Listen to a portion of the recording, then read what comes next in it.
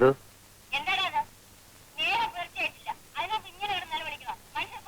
മണി 8 കഴിഞ്ഞമ്മേ. ഞാൻ രാവിലെ 5:30 മണിക്ക് ഉണർന്നാ. രാവിലെ സംഗീതം കേട്ടുണരുന്നത് ഒരു രസമല്ലേ? അമ്മ എഴുന്നേറ്റുടൻ അമ്മ ഇങ്ങനെ ദേഷ്യപ്പെടരുത്. നമ്മുടെ ദേശഭക്തൻ KK കിടാവ് വന്നിട്ടുണ്ട്. അദ്ദേഹത്തിന് കേൾക്കാൻ ഞാൻ പാടിയതാണ്.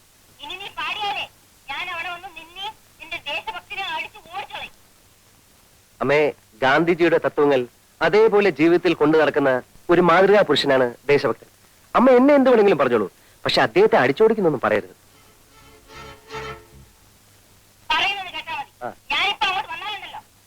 ആ ശരി. ഈ സംഗീതത്തെ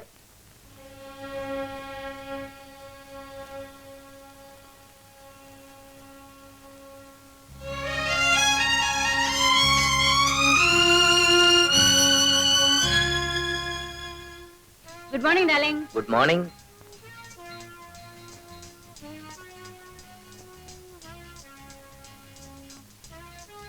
Good morning, Daddy. Good morning, Mom. Morning. Good morning, Daddy. Good morning. Morning.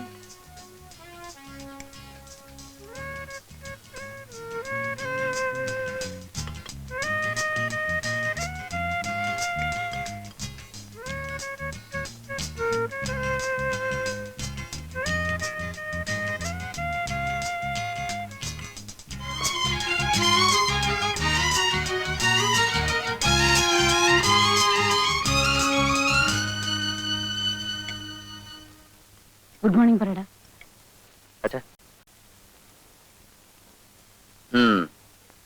Darling, ഇന്ന് ഉച്ചയ്ക്ക് ഞാൻ മിസ്സസ് ചെറിയാനെയും മിസ്സസ് മേനനെയും ബ്രിഡ്ജ് കളിക്കാൻ വിളിച്ചിട്ടുണ്ട്.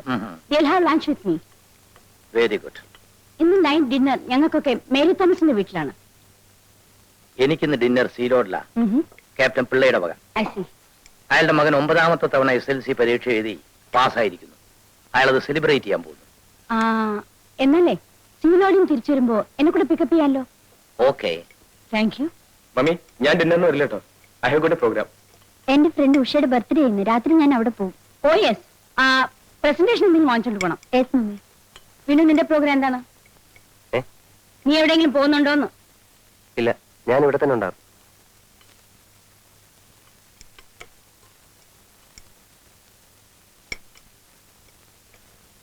ഇവൻ മാത്രം എന്താ ഇങ്ങനെയായത്? ചേട്ടൻ നമ്മുടെ വീട്ടിൽ ജനിക്കേണ്ട ആളല്ല. അതെ, വല്ല നാട്ടിൻപുറത്തും ജനിക്കേണ്ടതായിരുന്നു. ഒരു മാനേഴ്സും അറിയില്ല ചേട്ടന്. എന്റെ ഫ്രണ്ട്സ് ഒക്കെ വന്നാലേ ഞാൻ ചേട്ടനെ പരിചയപ്പെടുത്താതിരിക്കുന്നത്. മൂപ്പര് ആദർശങ്ങൾ പറയാൻ തുടങ്ങും. ഒടുവിൽ നമ്മൾ ജമ്മുകയും ചെയ്യും. അതെ, ചെറുപ്പത്തിലേ ശ്രദ്ധിക്കാത്തതിന്റെ തകരാറാ. എപ്പോ നോക്കിയാലും ഈ ഹാർമോണിയം വെച്ചുള്ള പാട്ടും പിന്നെ വായനയും.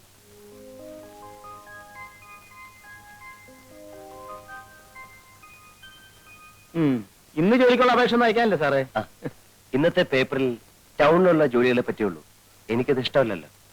വാസ്തവം പറഞ്ഞ സാറിന്റെ സ്ഥിതി കാണുമ്പോൾ എനിക്ക് സങ്കടം തോന്നുക. വീടിന് വീട്, കാറിന് കാറ്, പണത്തിന് പണം, ബിസിനസ് നോക്കാനാണ് സ്വന്തം ഫാക്ടറി.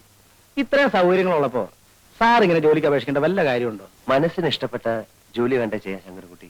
പിന്നെ സാറിന് ഇപ്പൊ ജോലി ചെയ്തിട്ടുണ്ട് ജീവിക്കാൻ. എനിക്ക് കഴിയുന്നതും സ്വന്തം അധ്വാനം കൊണ്ട് ജീവിക്കാനാണ് ഇഷ്ടം. ഡിഗ്രി എടുത്തതും ജോലി കിട്ടാൻ സാധ്യതയുള്ള കോഴ്സൊക്കെ പാസ്സായതും അതിനുവേണ്ടിയാണ്. എന്നാലും ഒരു കുടുംബത്തിന് ഒരാൾ മാത്രം ഇങ്ങനെ ആയത് എനിക്ക് മനസ്സിലാക്കാൻ പറ്റാത്തത്. അച്ഛനും അമ്മയ്ക്കും ഡിന്നറും ക്ലബ്ബും, അനിയന് ഡിസ്കോ, അനിയത്തിക്ക് ക്രിക്കറ്റ്, ചേട്ടച്ചാർക്കാണെങ്കിൽ മഹാത്മാഗാന്ധിയുടെ കുറെ പുസ്തകങ്ങളും ആദർശങ്ങളും വാത്മീകവും. വാത്മീകമല്ല, ആത്മീകം. അത് തന്നെ ഞാൻ പറഞ്ഞേ.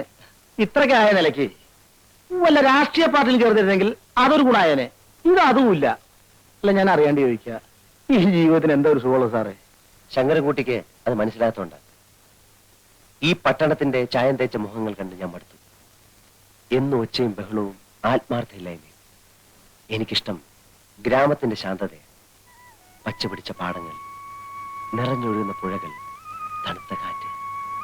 ആ ഒരു സുഖം വേറെ എവിടെ കിട്ടി ശങ്കരൻകുട്ടി? സാറൊരു തത്വം കേട്ടിട്ടുണ്ടോ? എന്താ? എറിയാനറിയുന്നവന്റെ കയ്യിൽ ദൈവം വടി കൊടുക്കില്ല എന്ന് വെച്ചാല്? വടി. അതായത് ദൈവം വടി എന്ന് വെച്ചാൽ ദൈവത്തിന്റെ വടി. എന്തോ ഞാൻ പോരാട്ടോ. എന്തോ ഞാൻ എവിടെയായിരുന്നു? ഓഫീസ് പോകുന്ന സമയത്ത് കാറിനടുത്ത് വയ്ക്കണമെന്ന് പറഞ്ഞിട്ടില്ലേ? സാർ, ഞാൻ അവിടെ വിനയ സാറിന്റെ അടുത്ത്. വിനയ സാറിന്റെ അടുത്ത്? സാറിന്റെ ഓരോ വേഗം വണ്ടി എടുക്ക് സാർ.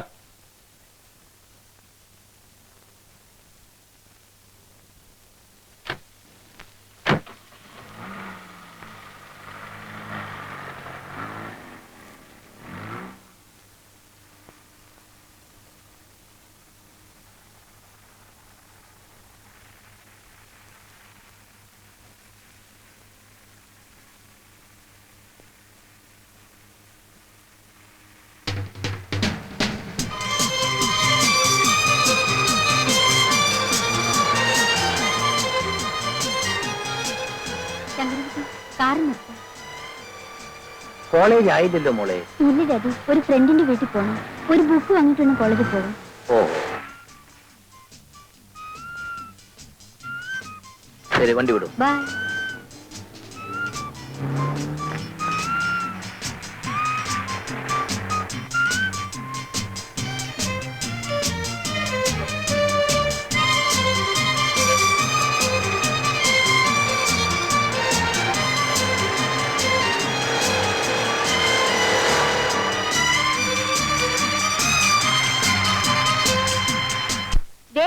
ഇത് കണ്ടോ, എന്റെ ഹസ്ബൻഡ് ഹോങ്കോങ്ങിൽ പോയപ്പോ കൊണ്ടുവന്നതാ.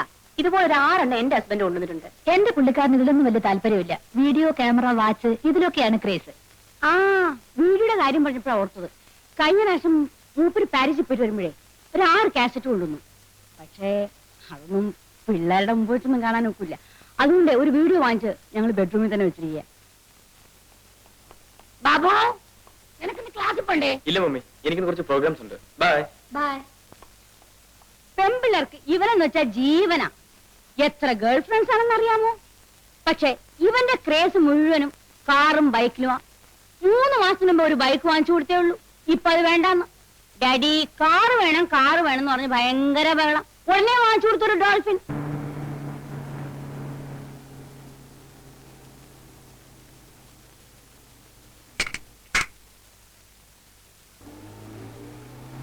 അയ്യ, ബോസ്കോ ആൻഡ് കമ്പനിക്കുള്ള ചെക്ക് അയച്ചോ? അത് ഇന്നലെ തന്നെ അയച്ചു സാർ. ഗുഡ്. ഒരു ദുഃഖമുണ്ട് സാർ. എന്താ? യൂണിവേഴ്സിറ്റി കോളേജ് പ്രിൻസിപ്പൽ സാറിന്റെ ഫ്രണ്ട് അല്ലേ? അതെ, അതിനാണോ ദുഃഖം? അല്ല സാർ, എന്റെ മകൻ ആദിശേഷനെ പ്രിൻസിപ്പൽ സസ്പെൻഡ് ചെയ്തു. അവനെ തിരിച്ചടക്കാൻ ഒന്ന് റെക്കമെൻഡ് ചെയ്യണം സാർ. പഠിക്കാഞ്ഞിട്ടില്ലേ സസ്പെൻഡ് ചെയ്തത്? അല്ല സാർ, അവൻ നന്നായി പഠിക്കും. പിന്നെ അവന്റെ കൂട്ടുകാർ എന്തോ വികൃതി കാണിച്ചു. പ്രിൻസിപ്പൽ അവനെയും ചേർത്ത് പിടിച്ചു. ലുക്ക് ഹിയർ അയ്യ, കുട്ടികളെ വളർത്താൻ പഠിക്കണം. കൂട്ടുകെട്ടാണ് മനുഷ്യനെ ചീത്തയാക്കുന്നത്. എന്റെ മകനും അതേ കോളേജിലല്ലേ പഠിക്കുന്നത്. ഇന്ന് വരെ ഒരു കംപ്ലൈന്റും അവനെ പറ്റി എനിക്ക് കിട്ടിയിട്ടില്ല. എന്തുകൊണ്ട്? ഞാൻ അവനെ അങ്ങനെയാണ് വളർത്തുന്നത്. You get my point? പഴയ കൂട്ടുകെട്ടുകളെല്ലാം ഉപേക്ഷിച്ച് എന്റെ മകനെ പോലുള്ളവരുടെ ഫ്രണ്ട് ആകാൻ പറയണം.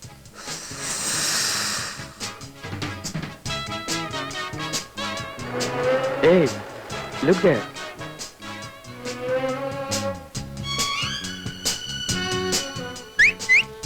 ഏയ്, മൈൻഡ് ചെയ്ത് പോകണോ?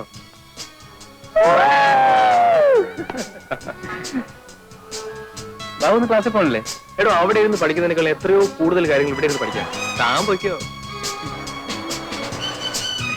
ബാബു നോക്ക്.